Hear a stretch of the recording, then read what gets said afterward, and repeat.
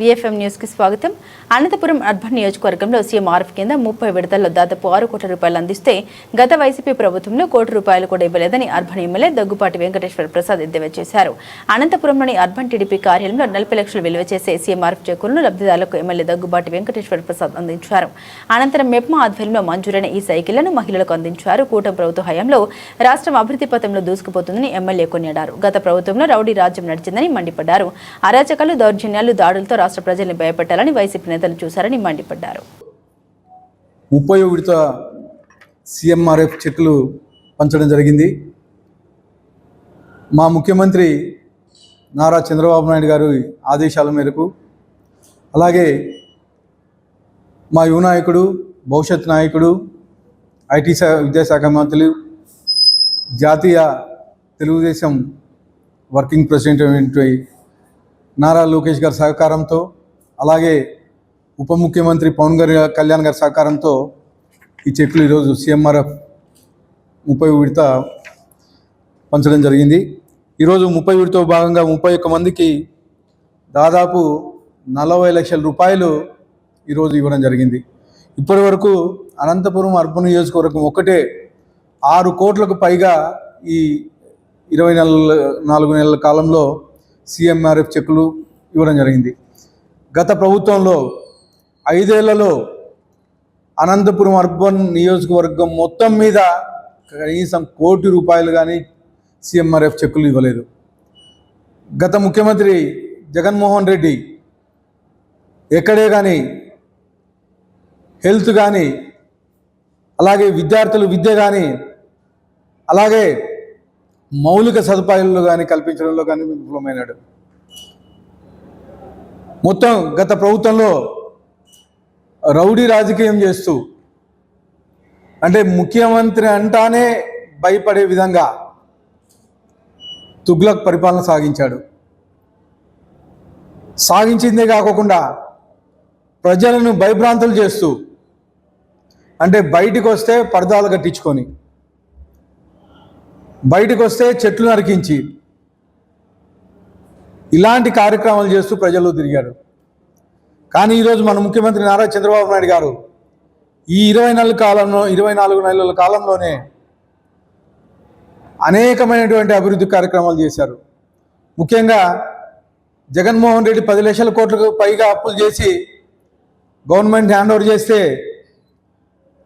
గౌరవ ముఖ్యమంత్రి గారు తన అనుభవాన్నంతా రంగరించి ఈరోజు 2 కాలంలోనే ఒక పరిపాలన సవ్యంగా సాగే విధంగా తీసుకొచ్చారు. మీకు తెలుసు, మన ముఖ్యమంత్రి నారా చంద్రబాబు నాయుడు గారు గతంలో హైదరాబాద్లో హైటెక్ సిటీని డెవలప్ చేస్తే ఈరోజు ప్రతి ఇంట్లోనూ కనీసం ఒక సాఫ్ట్వేర్ ఇంజనీరు ఉండే విధంగా డెవలప్మెంట్ జరిగింది. ఇదే కాకుండా ప్రతి ఊర్లోనూ కనీసం ఒక 10 మంది 20 మంది వేరే కంట్రీలకు పోయి జాబులు చేసే పరిస్థితి.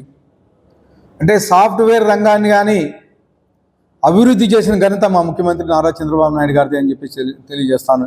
ఇవే కాకుండా ఈరోజు చూస్తున్నారు, గత ముఖ్యమంత్రి రౌడీ రాజ్యాన్ని నిర్మిస్తే మన ముఖ్యమంత్రి నారా చంద్రబాబు నాయుడు గారు ఈ 2 ఏళ్ల కాలంలోనే మన యువ నాయకుడు నారా లోకేష్ గారు ఇద్దరు కలిపి ఈ 2 ఏళ్ల కాలంలోనే దాదాపు 25 లక్షల కోట్లకు పైగా పెట్టుబడులు తీసుకొచ్చారు. ఎంఓయూలు జరిగాయి. తీసుకొని రావడమే కాకుండా ఈరోజు ప్రతి చోట ఏవైతే ఎంఓయూలు జరిగాయో ప్రతి చోట శంకుస్థాపనలు చేస్తున్నారు.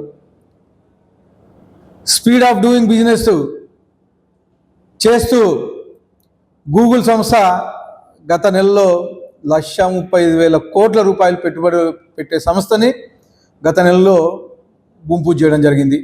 ఇవే కాకుండా ఆర్ఎస్ఆర్ఎల్ మెటల్, అది దాదాపు 1,35,000 కోట్లు. ఒంగోలు డిస్టిక్లో 85,000 కోట్లతో బీపీసీఎల్. ముఖ్యంగా మన అనంతపూర్ జిల్లాలో 10 రోజుల కిందట దాదాపు 1,00,000 కోట్లకు పైగా మిలిటరీకి సంబంధించిన ఫ్యాక్టరీలు రాబోతున్నాయి. ముఖ్యంగా 5th జనరేషన్ ఫైట్ జెట్టర్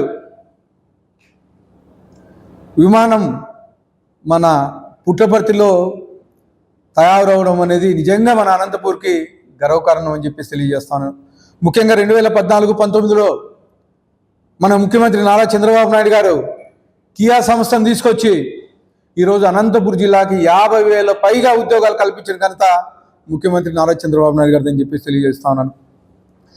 అప్పట్లో కియా సంస్థను తీసుకొస్తే జగన్మోహన్ రెడ్డి గవర్నమెంట్ వచ్చిన తర్వాత అక్కడ ఉండే వైఎస్ఆర్సీపీ ఎంపీ కియా అనుబంధ సంస్థలన్నీ పారిపోయే విధంగా కియా సంస్థను బెదిరిస్తే నాకు కప్పం కట్టాలని చెప్పేసి బెదిరిస్తే అనుబంధ సంస్థలు పారిపోయే విధంగా చేశారు.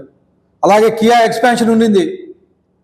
ఈ ఎంపీ వాళ్ళకము తర్వాత అప్పుడు ఉండే జగన్మోహన్ రెడ్డి వాళ్ళకం చూసి వాళ్ళ మీద నమ్మకం లేక ఎక్స్పాన్షన్ కానీ ఇక్కడికి చేయకోకుండా వాళ్ళు చెన్నైలో చేసే పరిస్థితి.